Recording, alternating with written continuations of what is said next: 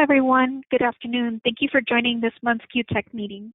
We're going to go ahead and get started in just a couple of minutes.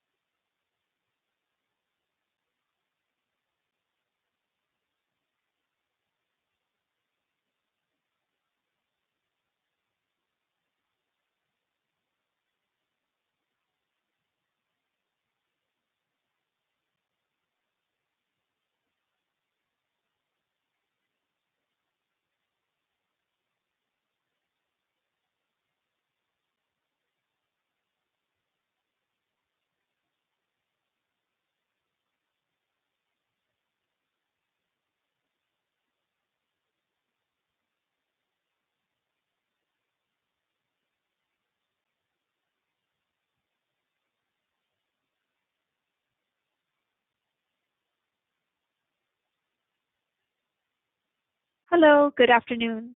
Thank you for joining us for this month's QTECH meeting. We should be getting started in just a couple minutes.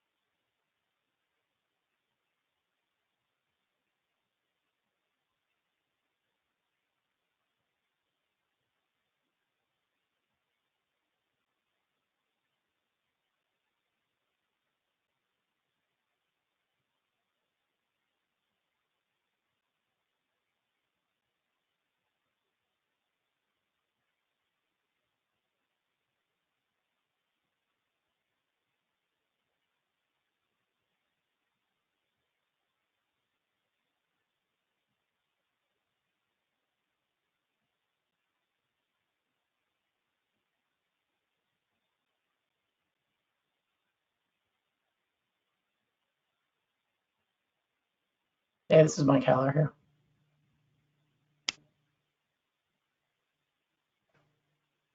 Good afternoon, Dr. Haller. The meeting will be starting in about 2 minutes. This is Stephanie Martinez from Health Choice Network. You are first on our agenda. Dr. Ashby's already on. She's actually taking the camera off until she's going to present. That way you're not smiling at the camera for about an hour and a half. But other than that, we will be starting shortly. And welcome. Thank you.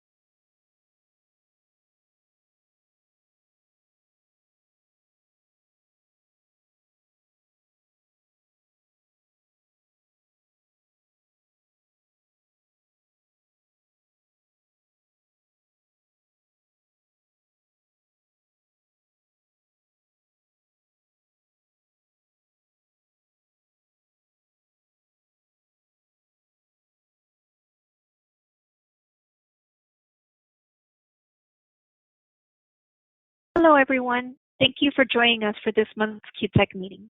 We should be getting started shortly.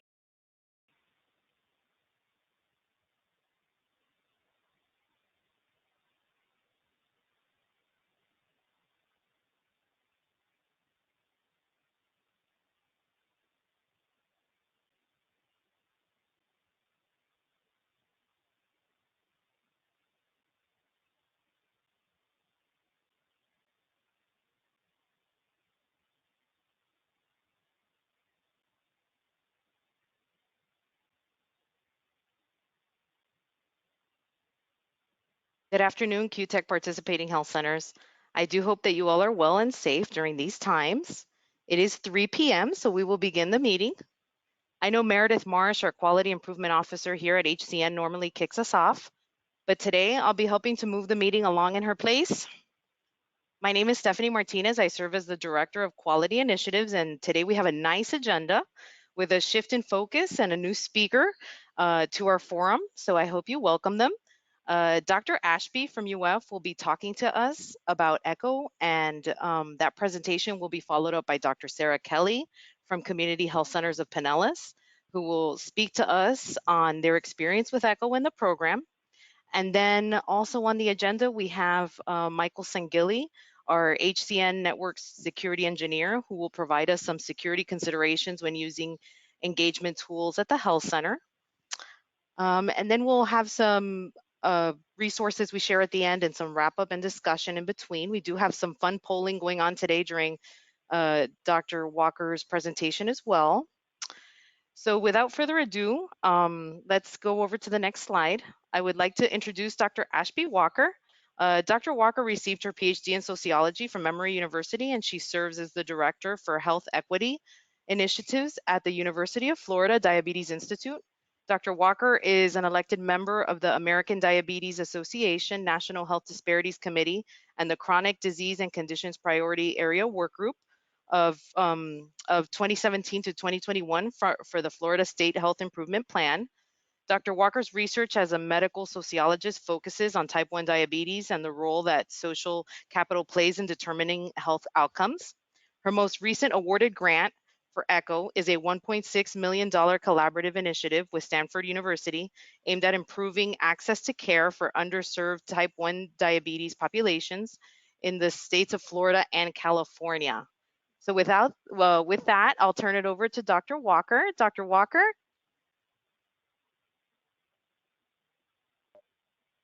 Hi, everyone. I want to thank you so much for having the opportunity to share with you today about work that we're very passionate about. And I also want to introduce my colleague on the grant, who is Dr. Michael Haller, who's the Chief of Pediatric Endocrinology here at the University of Florida. So we are really thankful for the opportunity to be here, and we're going to be presenting as much as we can together today. Next slide, please. So the Echo Diabetes initiative is a collaboration with Stanford University in California. This is something that we've been working on now for a few years together, and so we've launched an Echo Type 1 Diabetes program and piloted it in California and in Florida, and we've received an expansion grant. And so I want to just acknowledge from the outset that I'm representing a tremendous group of interdisciplinary researchers and staff that are all committed to improving the lives of people living with diabetes, especially underserved communities. Next slide.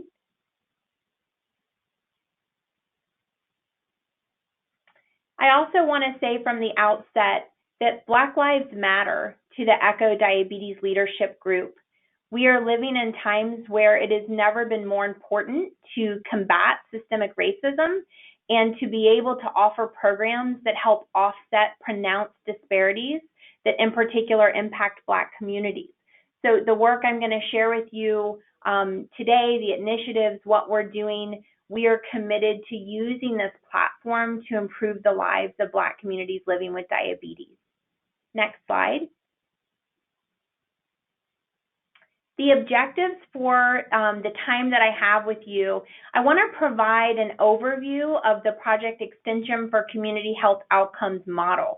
So ECHO might be a model that you're already well familiar with, but I want to just give you some background about what the Project ECHO model is. It was started at the University of New Mexico, and it's been used all over the world now as a way to better empower primary care providers to serve patients with specific conditions that are seen in family practice settings. I'm going to summarize the findings for you from our ECHO Diabetes pilot.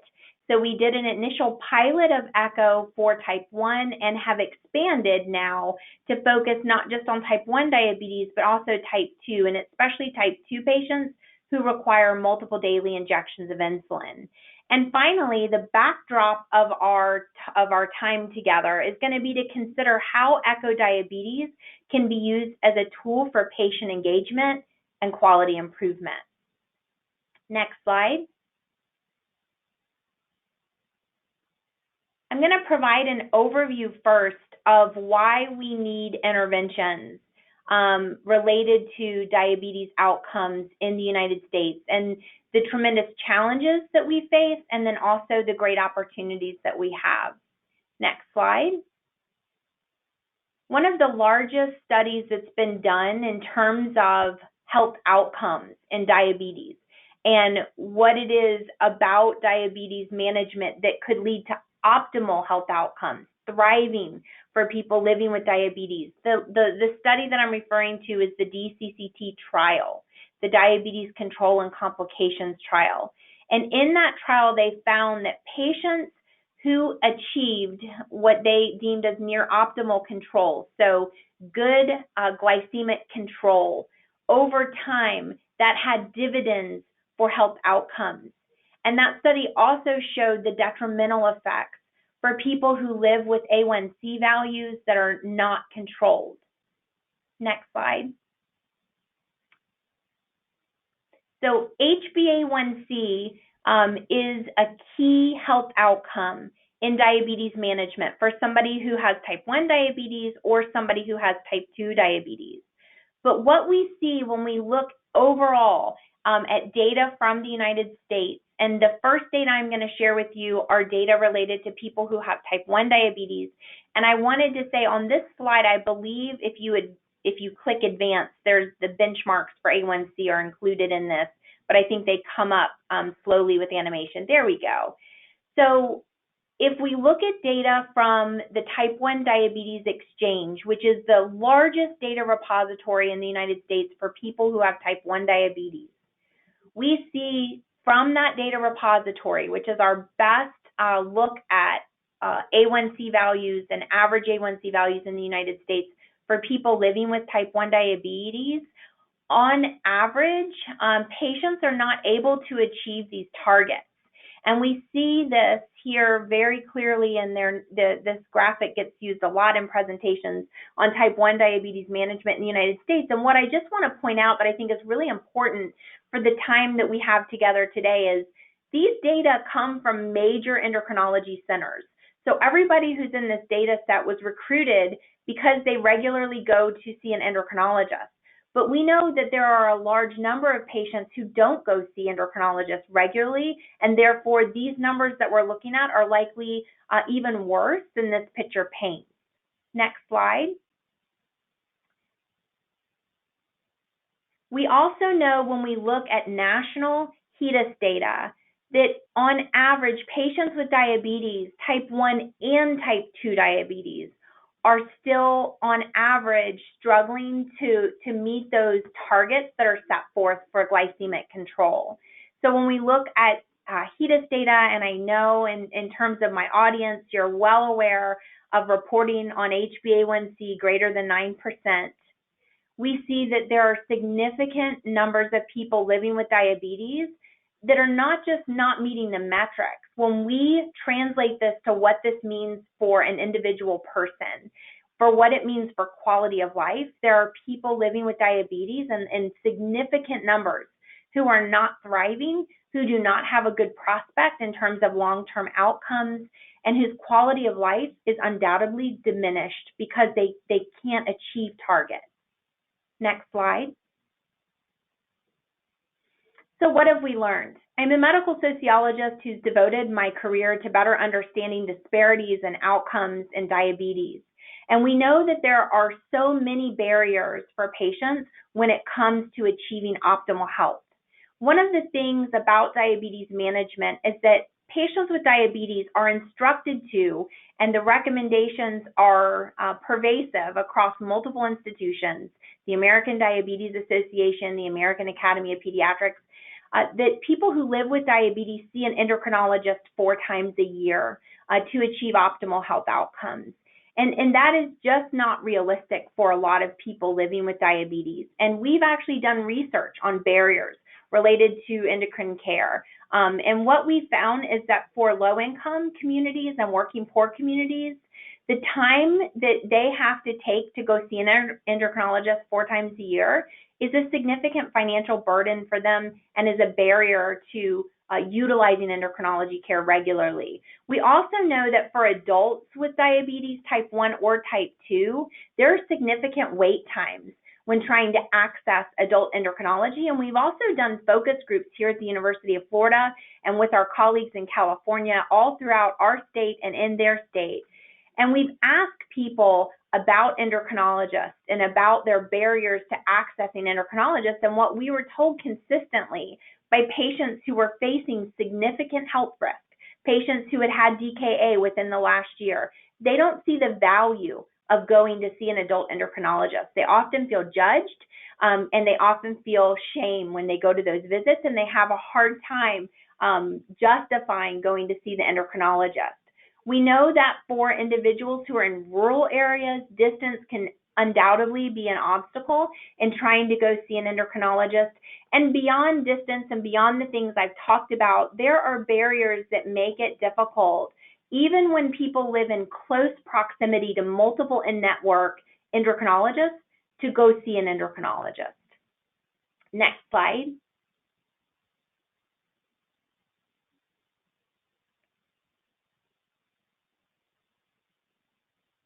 So what we want to say from the outset of this presentation today is that federally qualified healthcare facilities and primary care providers play a vital role in diabetes management.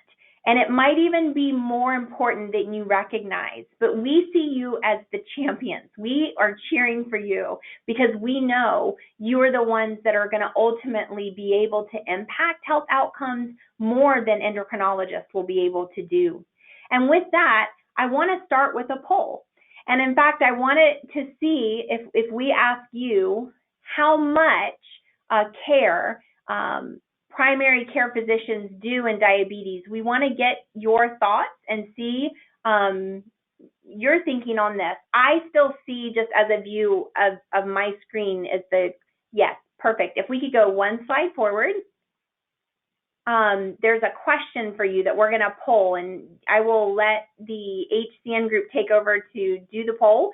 But we want to know how much of type 2 diabetes care is managed in primary care settings. So if you were going to take a guess, if you could select one of these, we'll open the polling now.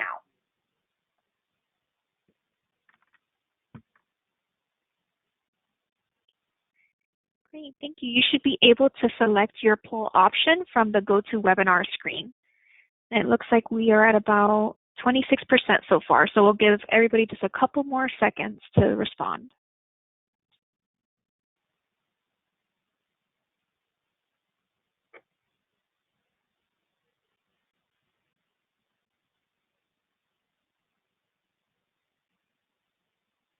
All right, perfect.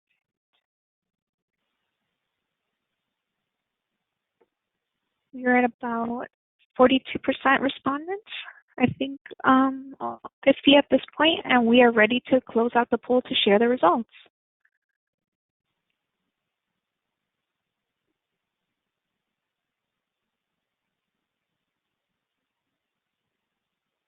Okay, great. And it looks like, yep. Yeah, I see the answers. We have about 11% reported that they guessed 15% of type 2 diabetes care is managed in the primary care setting. About 40% of you said 45%, and then 50% of you said 95%. And the answer based on recent research is actually D, 95%. And so in studies on type 2 diabetes, the role of the primary caregiver, and especially PCPs and FQHC settings, has never been more apparent and never been more critical. Diana, we are currently not seeing the right, oh, there you go. I see you being able to.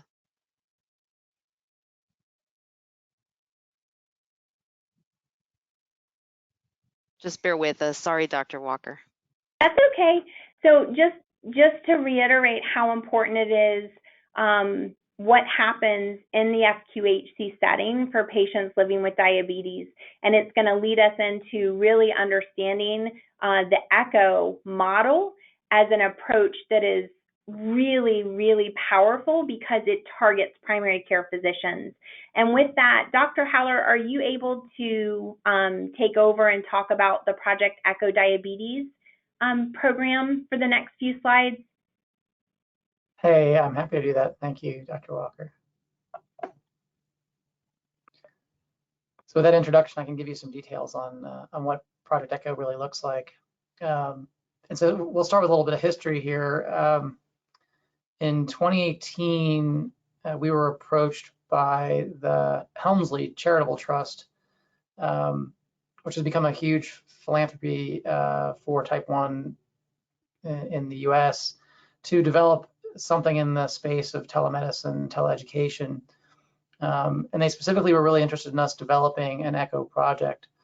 And so we collaborated with our partners at Stanford to do what was initially at that point a pilot project, just to see if people would come and participate in an ECHO program designed specifically for folks with type 1. And interestingly, it was the first Project ECHO in the state of Florida. And so that was a little bit over $1.5 million grant to basically just see if we build it, will they come? Next slide. And so let me just tell you a little about what Project ECHO is really all about for those who may not know. So ECHO stands for Extension for Community Healthcare Outcomes. And the mission of Project ECHO in general is just to democratize medical knowledge and get best practice care to underserved people all over the world, really agnostic to where people are. And the backstory to this is really quite cool. So it's not that old in the grand scheme of medicine. It was founded in 2004 by Dr. Sanj Arora, who's a gastroenterologist in New Mexico. He was really studying hepatitis C and its therapy. And he was struck by the fact that hepatitis C can now essentially be cured with the right approach, but he was unable to train enough gastroenterologists fast enough to get out to the community to treat all the patients who needed it. And so he decided he had to kind of go around that and come up with a novel process to get all the patients who needed to be seen treated. And so to do that, he came up with this model, which the heart of the ECHO model is this hub and spoke knowledge sharing network. And so what happens is you have teams that are led by experts, and they use multi-point video conferencing, much like we're all used to doing now because of COVID. And we conduct these virtual clinics with community providers. And the key is that the focus is really on community providers like you all, primary care providers, again, agnostic to their degrees, but docs, nurses, other clinicians of any kind, learn to provide subspecialty style care for patients in their own communities who de facto lacked access. And amazingly, in just 15 years, that model has been adopted and applied in over 20 different specialties and growing in over 50 institutions globally. It's really been tremendously successful. Next slide. So just to give you some geography, so this is a map of the states with ECHO hubs throughout the US in blue, and then you can see a couple of the orange dots. Those are called super hubs. And the idea is just to continue to use the folks out there doing most of medical care as force multipliers. And so, hubs pop up and they train a bunch of spokes in their, their community. And then ultimately, if they're really successful, they become super hubs who train other places to become hubs themselves. And so you can quickly understand how you can go from being able to take care of a few hundred patients or thousands of patients to tens of thousands if you can really get everybody to participate in this model. Next slide. And beyond even the US, the model is now being applied, and the slide's getting a little old. This is from 2017, and there will be a lot more blue dots in lots of other places across Africa and Asia now and South America that are using this ECHO model as well. It really is applicable almost anywhere. Next slide. So this is a really key point, which is that ECHO is not traditional telemedicine.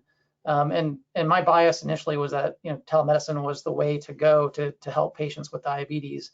I can take great care of them if I can just get to them in their homes, and I still believe that's a great modality. But the problem is what I mentioned before is I can only take care of one patient at a time, and 95% of the world's diabetes is managed by primary care folks. So what we really need to do is use this tele-ECHO model to train primary care teams to more effectively be able to go out and manage the huge number of folks who don't have time or access to endocrinologists to be seen. And so that's the big difference between tele-education and ECHO versus traditional telemedicine. Next slide. And so this is what an ECHO clinic looks like. So here's an example of specifically like a diabetes ECHO clinic. And so you can see we sit around a room, and this is very prescribed on purpose so that all the echoes kind of look the same. We sit in a U shape, and we have two large screen TVs up and a web camera in the middle, and a reminder that we're not to discuss PHI because we do everything in these reviews in a de-identified way. But they're designed to make it comfortable for everybody to be in an all teach, all learn setting. But our specific team is made up of a pediatric endocrinologist like me, adult endocrinologists. We have social workers come in when we can. Community health workers play a huge role in our ECHO. We call them peer coaches in this instance. Dietitians, nurses, diabetes educators, pharmacists, psychologists play a huge role, and of course our nurse educators. So you can see really the full gamut of all the specialists you'd want in managing a diabetes patient, but they're here to really serve you all, to share with you all our knowledge so that hopefully you can go out and help the patients that you serve. Next slide. All right, I think, Dr. Walker, were you going to take over from here? Do you want me to keep going? Sure, I can take over. Thank you so much. Sure. So what we offer with the ECHO Diabetes program is very much in keeping with what any Project ECHO would offer. And so Dr. Haller has just described what our ECHO clinics look like. So a key component of an ECHO program is the hub and spoke model. The spokes are primary care providers, healthcare centers that are family practice centers, And in our case, we have really worked strategically to partner with Ask QHC. So we as a hub provide the provider education, and those are done through the use of Zoom, and we have regular echo clinics where we talk about timely topics from experts in clinical care, behavioral health, the gamut of topics related to thriving with diabetes and helping your patients thrive with diabetes. Those sessions are recorded, and then they are available on demand for our spokes. Participants receive CME. So in addition to just kind of traditional CME, we are now starting to offer CNE and MOC Part 2 and MOC Part 4. So there's a tremendous incentive for not just MDs, but nurses, nurse practitioners, for any relevant staff to participate in our 1-hour echo clinics, where we at UF provide this learning opportunity. But there's 2 other components to echo diabetes that are critical. We provide real-time support for our spokes with making complex medical decisions with patients real-time. So when one of the PCPs that we're working with has a patient with a challenging situation with diabetes, or maybe they need direct support in getting a patient a CGM, we have direct access lines to all of our faculty and staff here, and we are available to real-time walk through that issue with the spokes that are participating. The other thing I want to just say, in most Project Echo models, they try to incorporate a community health worker. In our rendition of echo diabetes for the state of Florida and the state of California, one of our core components is also the utilization of diabetes peer support coaches. So if you think about the traditional use of a community health worker, we use peer support coaches. So these are people who live with diabetes themselves. They're local to the geographic area where the spoke is. They're employees of UF, but they are ambassadors for the spokes and for the spokes patients who live with diabetes. Next slide. I want to just give you a little bit of background information on the needs assessment that we did and what we learned, because some of this knowledge I think is really important for the community of learners today on the call, especially those who are focused on quality. So we did a needs assessment prior to implementing our pilot, and really in conjunction with developing our curriculum materials in particular. Next slide. In terms of what we did for our needs assessment, we had different types of methodologies, but we did surveys with primary care providers in Florida and in California. First and foremost, that was one of the first things we did when we decided to embark on this program together, to really get a feel for what PCP's needs are in terms of diabetes care and management in primary care settings. And these were PCPs in a wide range of settings. And I want to share what we learned about protocols for care delivery for patients with diabetes in primary care settings. And then also areas where PCPs acknowledge that they need additional help and support when it comes to diabetes education. We also did focus groups with high need, high cost adults living with type 1 diabetes. So much of the research that we have are large quantitative studies on outcomes data, where we know that certain communities face very pronounced risks in terms of DKA and even morbidity and mortality. But we specifically recruited patients who had been hospitalized for DKA in the last year, and we allowed them the opportunity to tell us what they perceived to be their biggest barriers.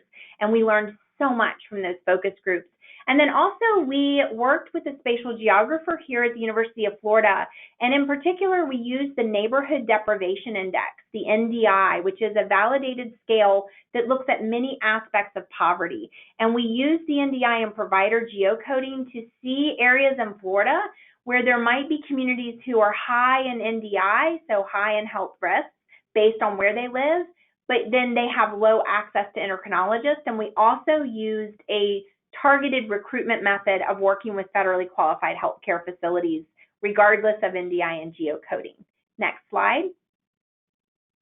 I'm just going to walk through quickly what we learned from our surveys with primary care physicians, because this really became the catalyst for many of the curriculum learning topics that we developed. So we did survey research in Florida and California to understand care delivery protocols for children and adults with type 1 diabetes. We also had questions on the survey about care delivery protocols for type 2 diabetes. We also wanted to assess the confidence that primary care providers feel when doing diabetes care in primary care settings, and then document some of the barriers that PCPs face when trying to help their patients thrive. Next slide. What we found in this survey research, and we can just advance to the next slide, that's just kind of walking through our methods. We had a sample of 123 from both states. But when we asked them about their confidence in managing patients with diabetes, if you see here, they were able to answer on the kind of a standard Likert scale, not confident at all, to extremely confident. Areas that emerged as pronounced in terms of PCPs saying, this is an important topic, but I don't at all feel confident in this topic in diabetes, were related to diabetes technologies. So for example, I feel confident in my ability to utilize and interpret continuous glucose monitoring data.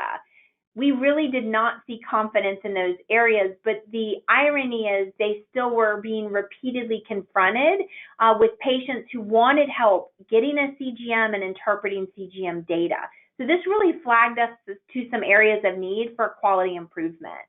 Next slide.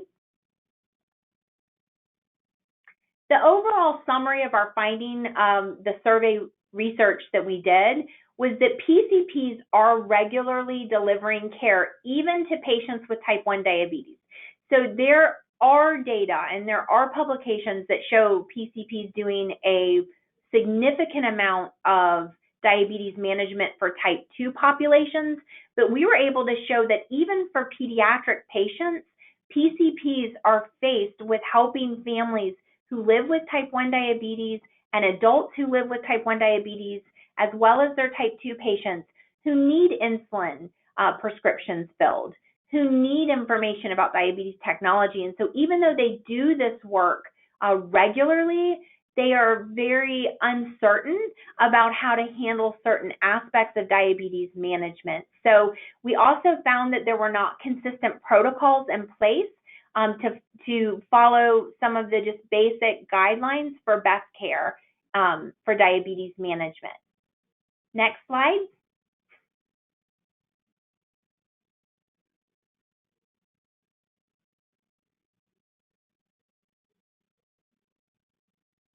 So I'm going to talk about the implementation of our Echo Diabetes program and what's happened since that pilot till now, because we've come a long way from that initial grant, which we were so grateful for.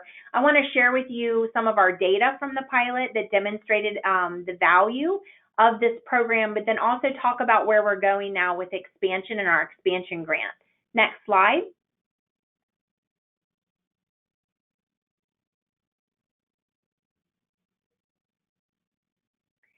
So in terms of spoke recruitment for the pilot, the goal in California and the goal in Florida was to recruit 5 what are called spokes in this model.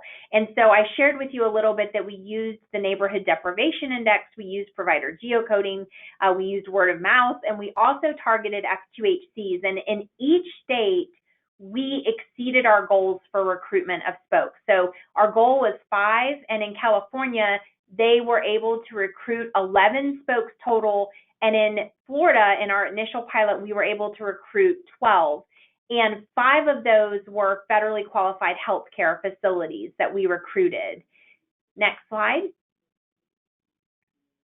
In that recruitment process, we are so grateful that we have become a partner of and work now with HCN. And so we, through our recruitment methods, we're able to meet some of the leadership group from HCN.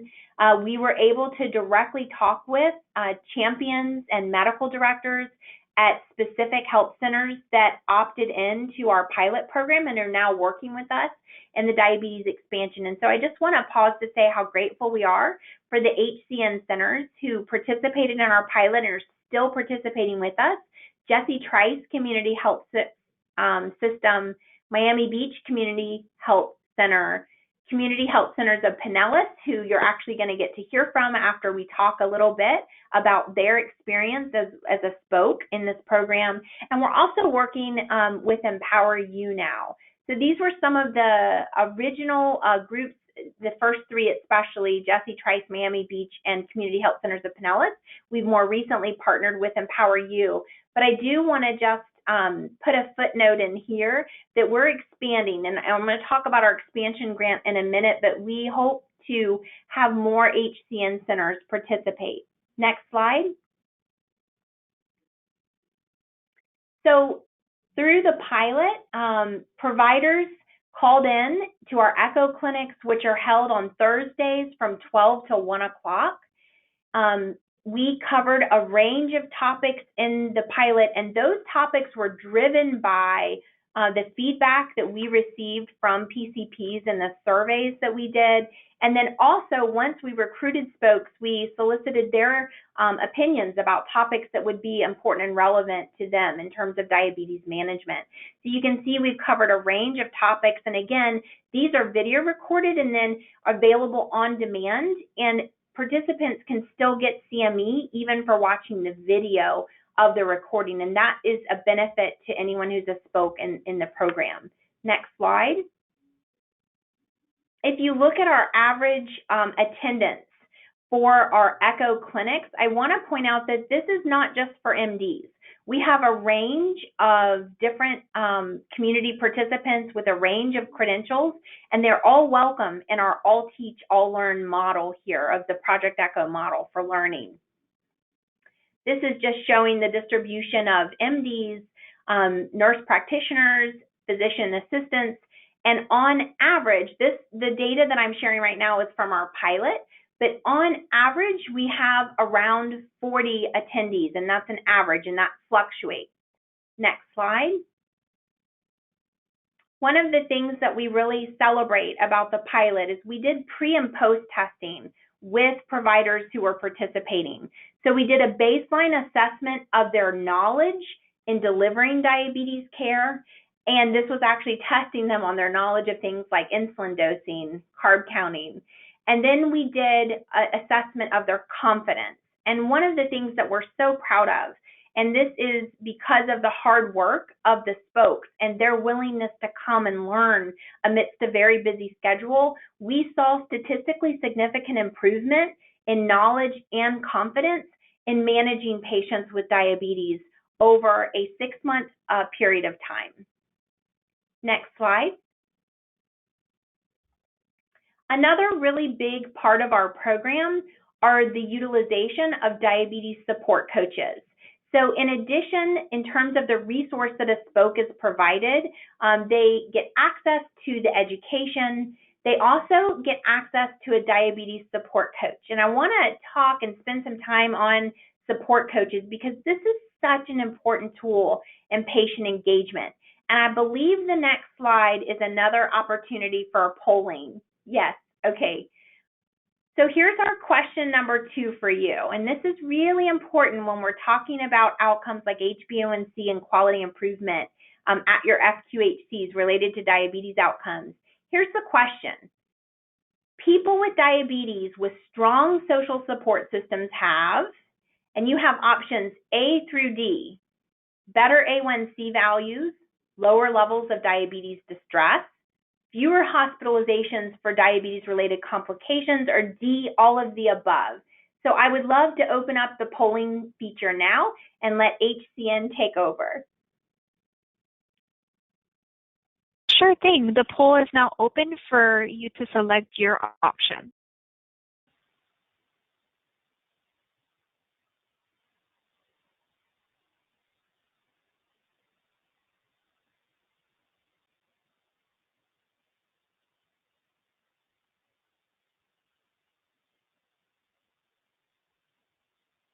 Okay, we'll give it just a couple more seconds for folks to submit responses.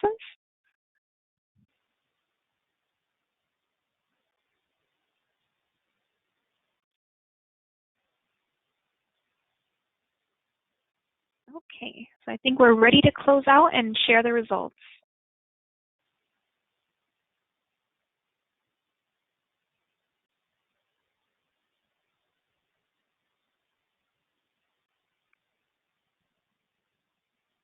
Perfect. Yes, So I it looks see. like, Yes, I'm sorry. Go ahead. I didn't know if I was supposed to interpret that or you. oh, go right ahead.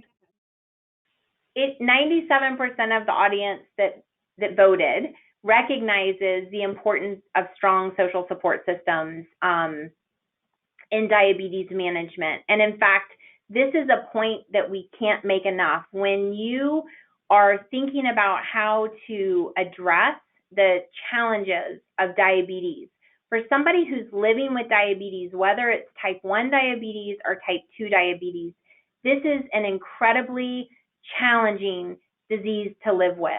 It never goes away. It never takes a break. It's something that people have to constantly be mindful of, and it takes a tremendous amount of support from people around you to be able to thrive with this disease. And so one of the options there was B, lower levels of diabetes distress. There's actually something that is a validated diabetes distress scale that I think you all have started talking about maybe. This is a really important scale, and it's increasingly being recognized as a critical tool for predicting health outcomes and success in diabetes management. And so what diabetes distress is and what would trigger a high diabetes distress score, it would be somebody who really doesn't have a strong social support system to help them manage diabetes. Next slide. Social support is critical. We've done research at the University of Florida on the importance of social support in diabetes management. And we, in fact, piloted a peer mentoring program in 2017, and we published on these findings. But peer mentoring programs are a particularly powerful model in reducing diabetes distress and also improving health equity. So especially for vulnerable communities, for communities that are the most at risk for adverse health outcomes in diabetes, providing them with a diabetes support coach is an invaluable resource. So as part of the ECHO grant, we hired initially for the pilot coaches across the state of Florida who live with diabetes themselves and who are willing to share that as part of their narrative. And then they come alongside the spokes and support patients. In the pilot phase, we were specifically targeting patients with type 1 diabetes. In the expansion grant, the coaches, and they've already started doing this, are working with type 2 patients who require multiple daily injections. But the role of the support coach, next slide. Well, here we're showing some examples, and the role of the support coach is to work directly with patients who live with diabetes who want their support. And so this is really, how does a patient find out about a support coach? We develop materials at UF, and we give these materials. They're available in English and Spanish, and we give them to the providers to give to patients.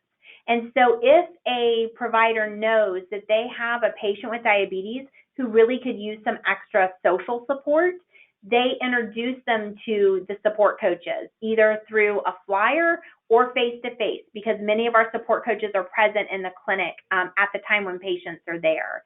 And so the support coaches organize social activities for people living with diabetes. They are there to do one-on-one peer counseling. Now, they cannot give direct medical advice, but we do have specific training protocols they go through in how to do peer support coaching safely. They also take the ADA's training seminar for community health workers, and they become, through the American Association of Diabetes Educators, that just recently changed their name, so I'm not going to get it right, but they become level 1 professional diabetes support coaches. So they have the full capacity to be a layer of support for a person who might just need to know how they could even find out about a CGM.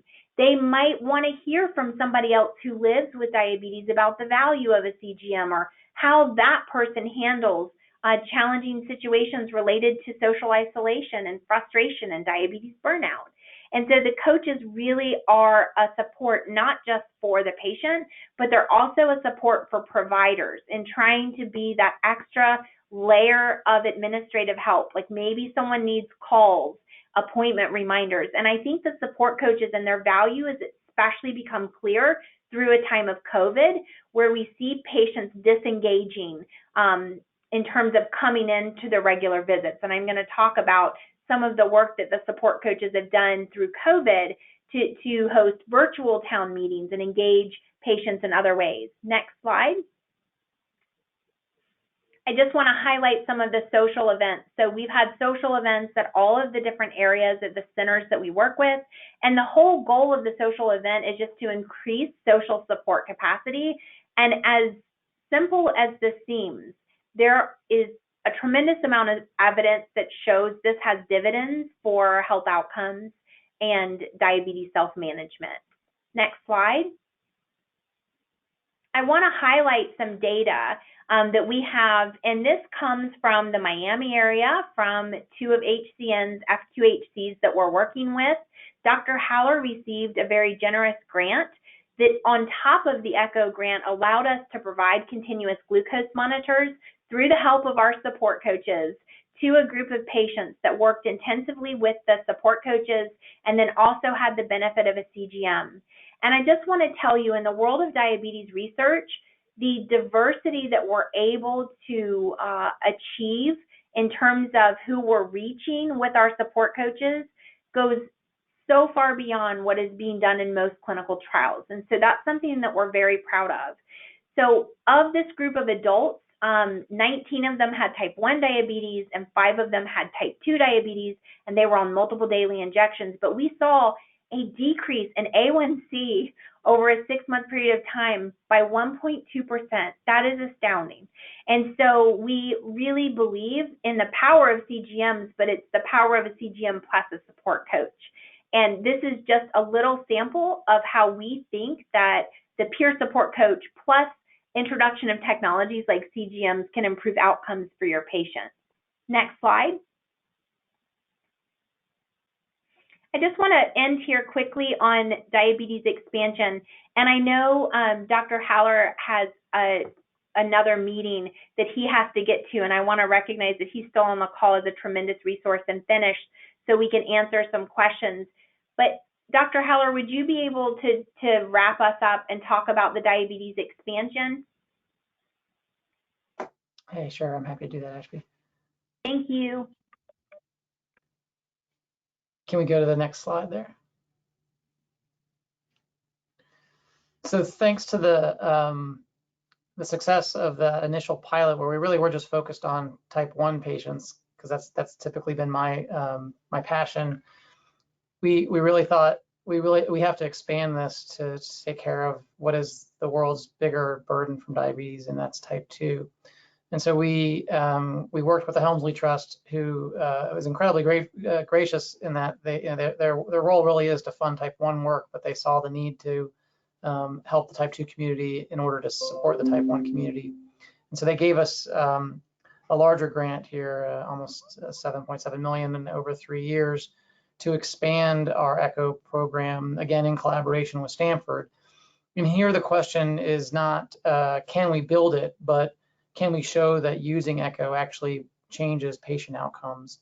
And so the hope is to expand the study over the next 3 years and provide data to convince hopefully payers, insurance companies, HCOs, and the state and federal governments that they need to continue to support these kinds of efforts. Next slide.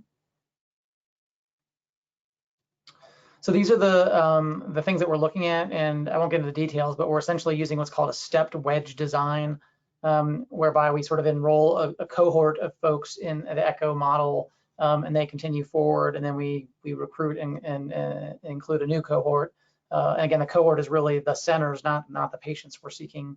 So those are provider level measures, and so that's, do you guys learn more pre and post test knowledge basis? And there's all these CME evaluations.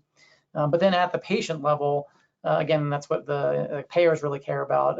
And can we improve outcomes like hemoglobin A1C, reduce diabetes distress? Can we reduce hospitalizations due to DKA? And do patients have improved provider trust when their providers have participated in ECHO? And then looking at sort of the whole spoke level, again, do we see that there's a bleeding out effect? So even though you may only have a handful of folks at your center participating in echo, do they become experts that then train other folks there? So does the entire spoke see improvements in A1C?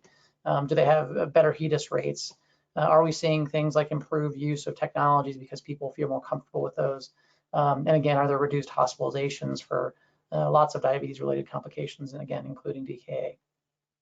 Next slide. And so the Echo Diabetes program has also been faced with what everybody's faced with now, which is COVID.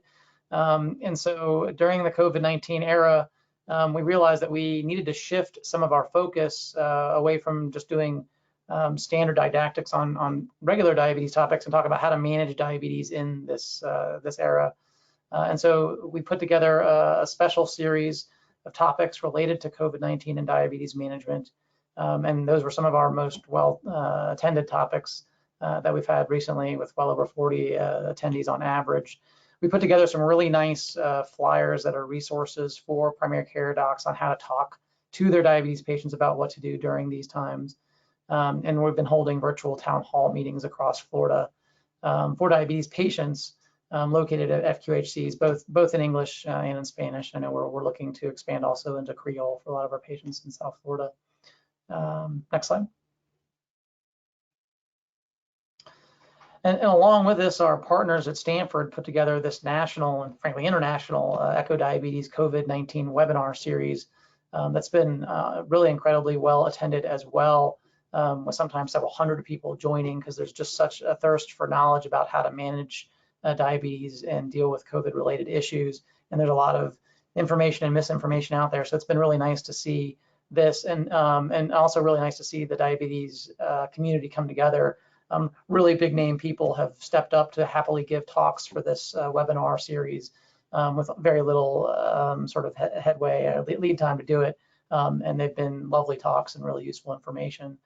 So I think it just proves that this model, again, ironically, especially during COVID times, is incredibly important and needed.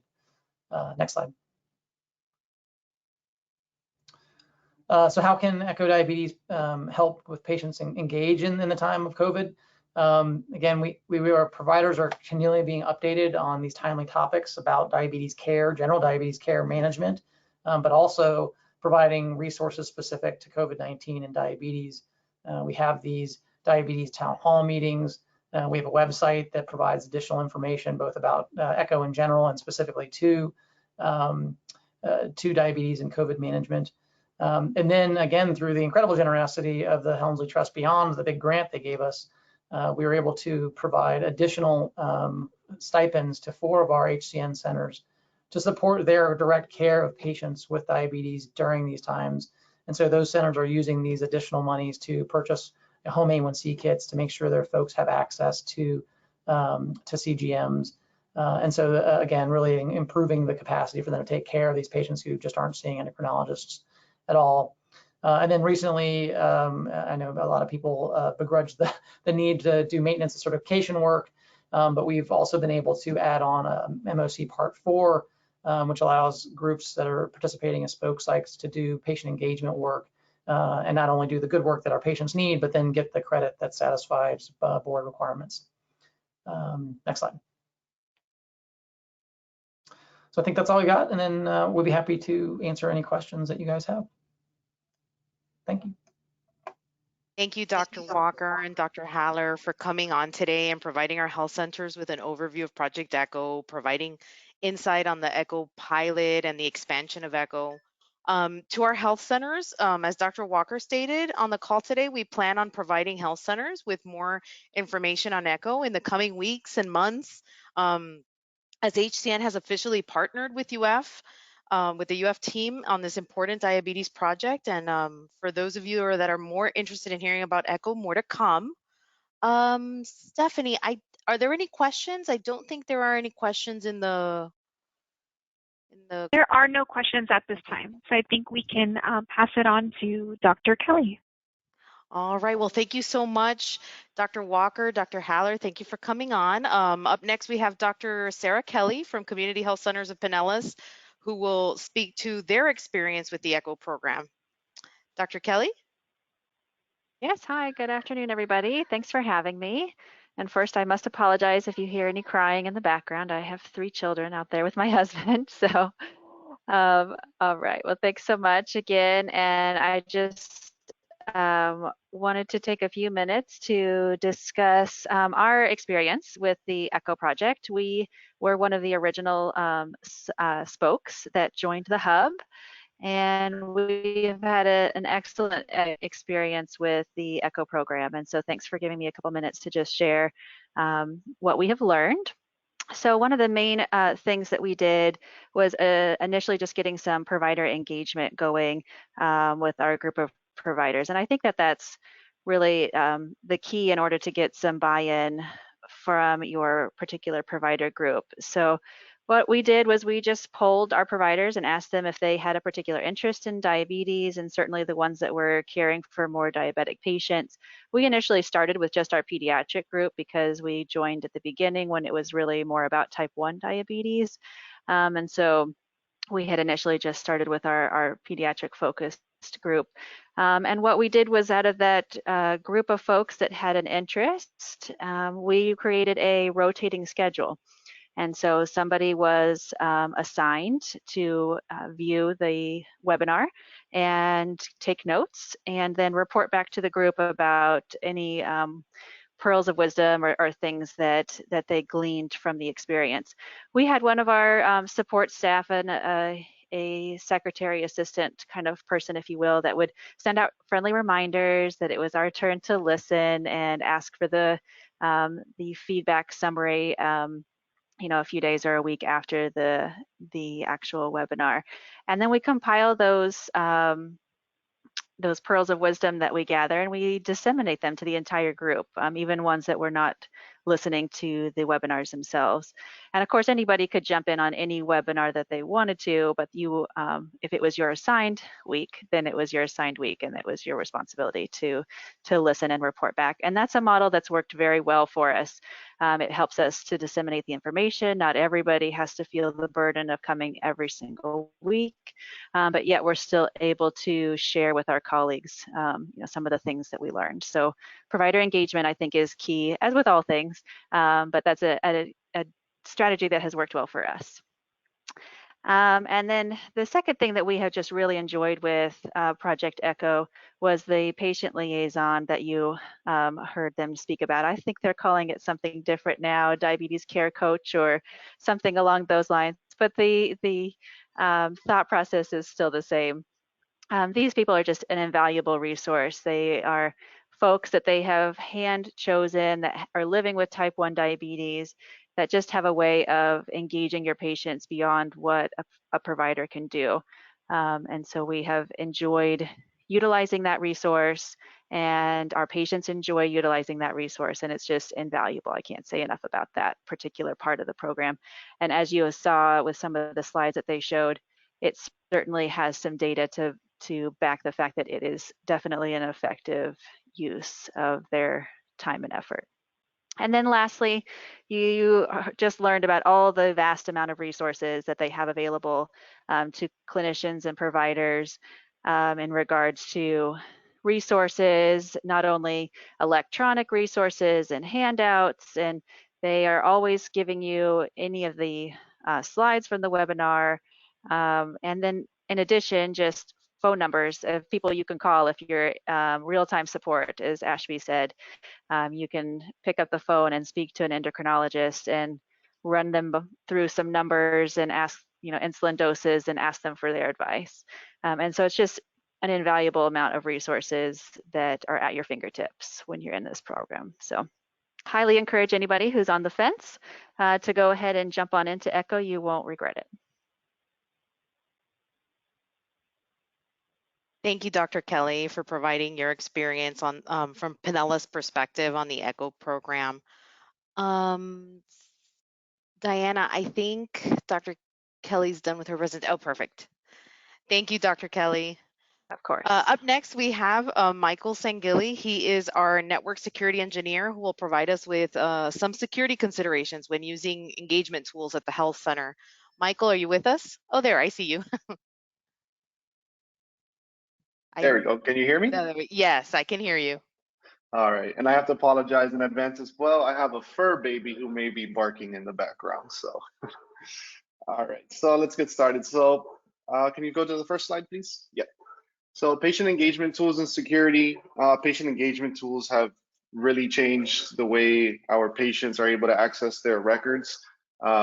They can get them online now. Back in the day, we used to have to grab them and have them on a folder or just have them in paper.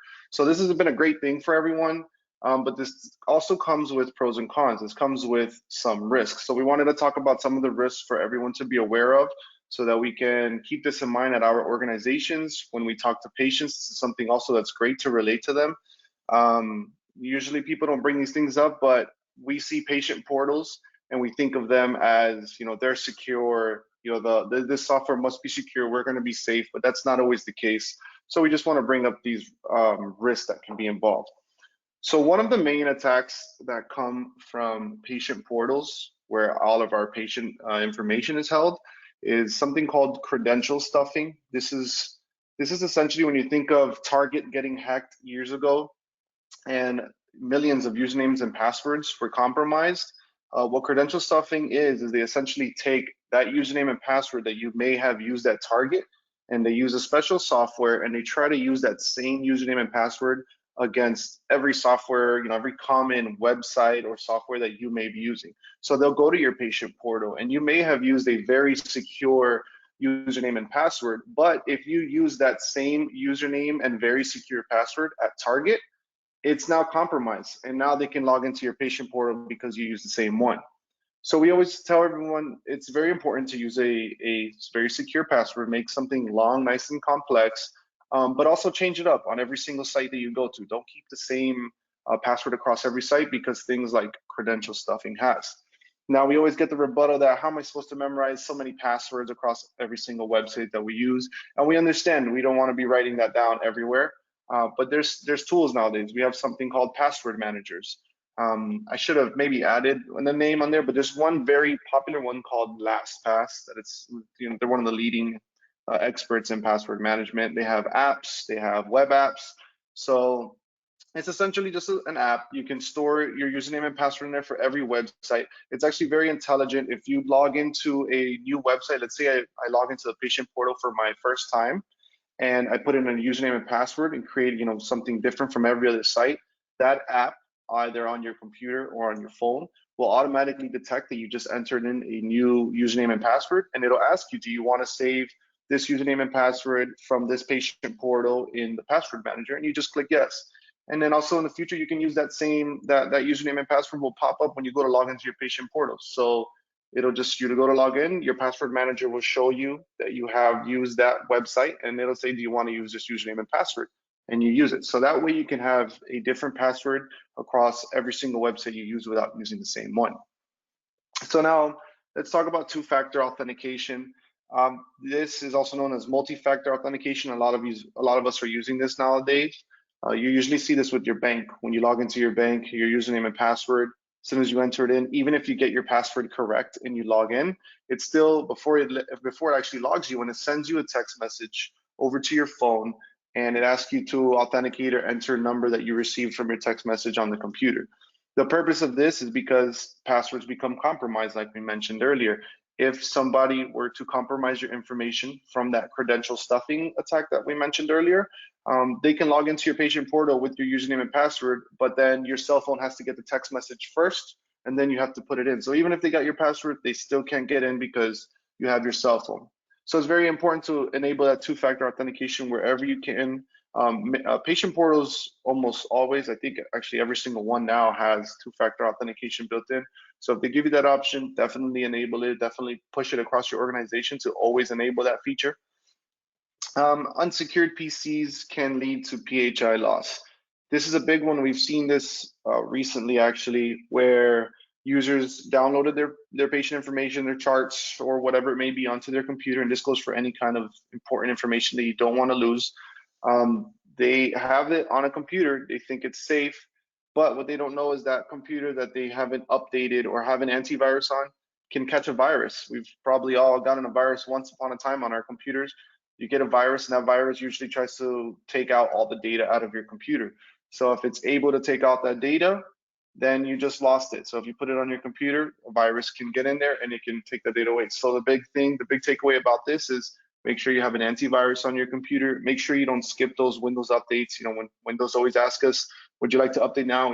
And we keep clicking later, later, later. Make sure you just click update it now or set it to update at night. It usually gives you that option. So just make sure the PC you're using has been secured. So let's talk about accessing your portal from a secure environment. We think about all these technical things, but sometimes just in our surroundings can be a danger to our PHI. So there's something called shoulder surfing.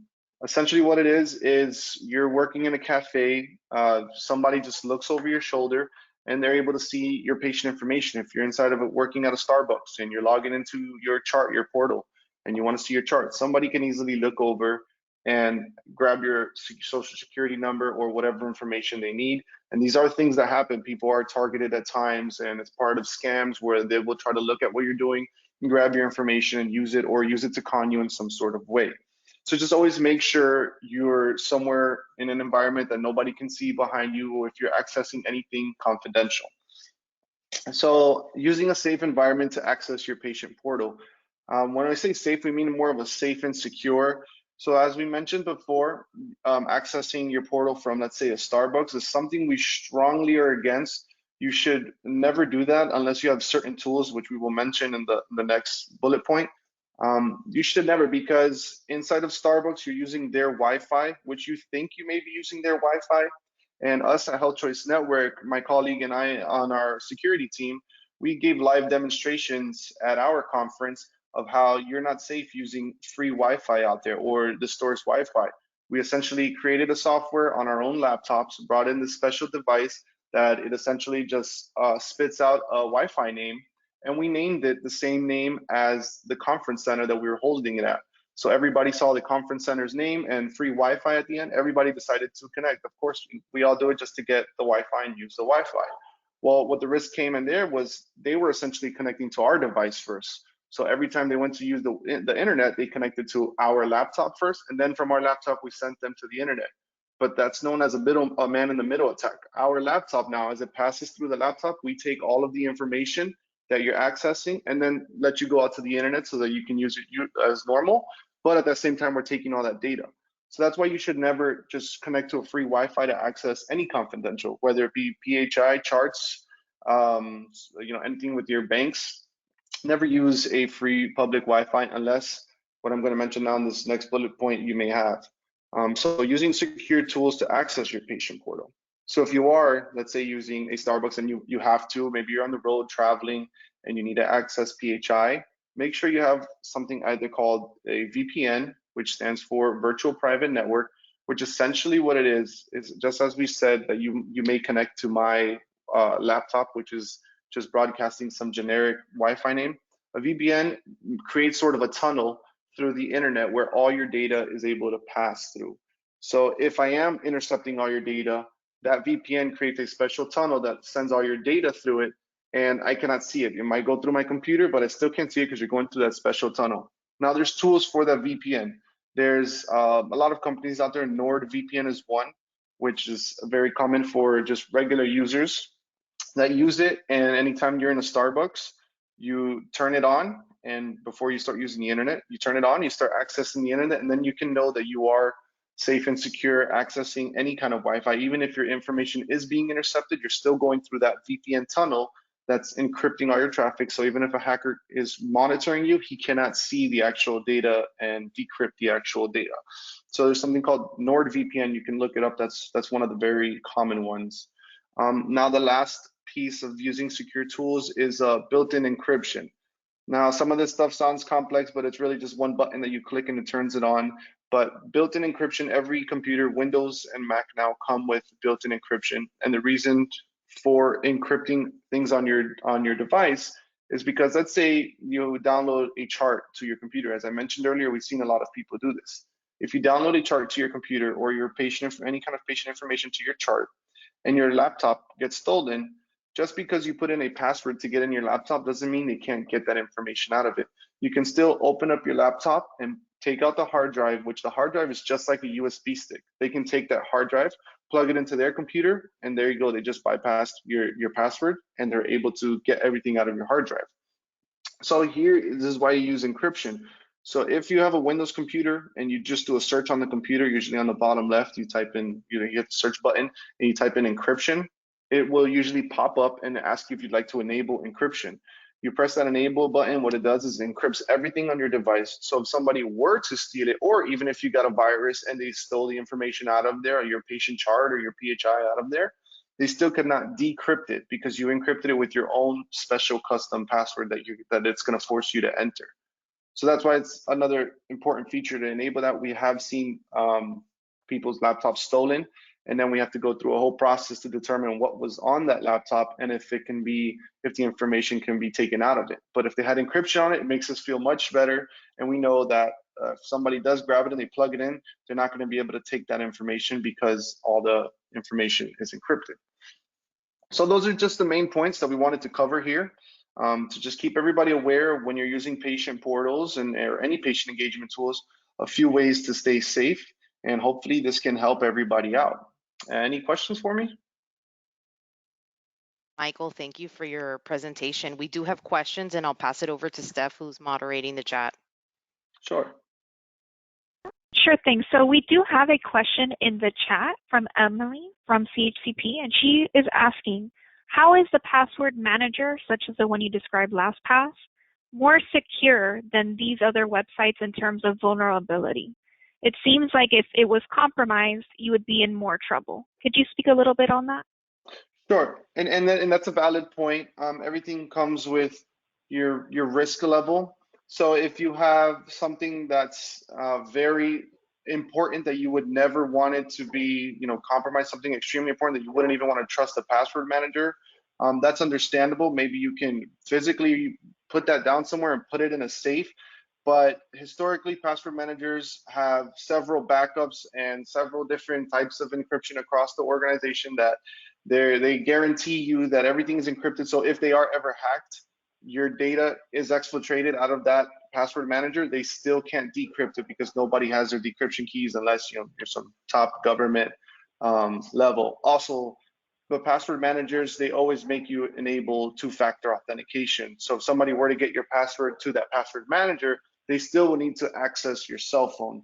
And anybody that knows about some of these hacks, it's even still possible to bypass two-factor authentication, but then they have to steal your SIM card and go through a very long process. So there's not to say there's no risk involved. There's always risk, but when you look at it long term, it's been more beneficial from people using a password manager to secure their different passwords across different sites than to use one same password across every site.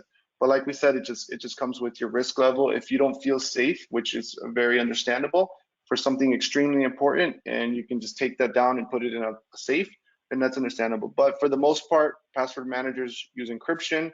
So if your data is stolen, it should be encrypted and never be decrypted. Any other questions? Thank you so much. No other questions in the chat at this time. And Emily also says thank you for explaining. No problem.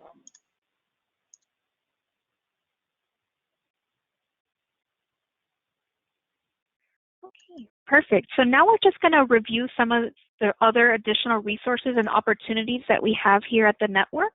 So on this slide, we're highlighting some dates to remember, one of which is Quality Work Group. We've had many a discussion recently about how care has been transitioning in this time of COVID for telehealth and figuring out different ways to provide care to our patients, whether it's telehealth and or drive-up services. So that's just something to keep on your radar. If that's something you're interested in, please contact the HCN Quality Programs team and we'll make sure to schedule an onboarding so you're able to participate. Some other key dates to remember we have listed here are two different National Association of Community Health Center resources and webinar opportunities, one of which is their Reimagining Care webinar series. At the very beginning of COVID, they had what was called Flattening the Curve, and now they've really shifted their focus trying to find out different ways to lead primary healthcare industry through that flexibility and innovation in a post-COVID world. The one that occurred actually earlier today was fantastic and really dived a little bit deeper on some of the science and information that's coming out with COVID and how that might interconnect with influenza and vaccinations on those efforts. So keep an eye for that. We also have an opportunity here listed for telehealth office hours. So NAC does provide an opportunity for you to join on a teleconference where you're able to ask questions amongst other health centers and other networks across the nation in terms of any issues or related to policy or operational to telehealth. So that's an amazing resource to check out if you haven't done so. Next slide. Perfect. So another clinical engagement effort we have here across the network is our optimization work group. At this time, we've shifted to a telehealth focus. So if that's something your health center is interested in, please reach out to the HCN Quality Programs team, and we'll make sure you're able to be onboarded and join the discussions amongst the group on how we can optimize telehealth and make it as efficient as possible for both the provider and patient experience. Next slide. Upcoming is our session 11 COVID-19 webinar session that will be focused on back to school in the time of COVID-19. We plan on having some health centers share some insights on how they're preparing for back to school. So more to come on that. Please register if you haven't done so. Next slide. This is just a shout out for our COVID-19 resource library. If you haven't had an opportunity, please check it out. We constantly update with any relevant information that might assist the health center. Next slide. And then this slide just covers a general list of National Association of Community Health Center resources that are available since the COVID pandemic took place.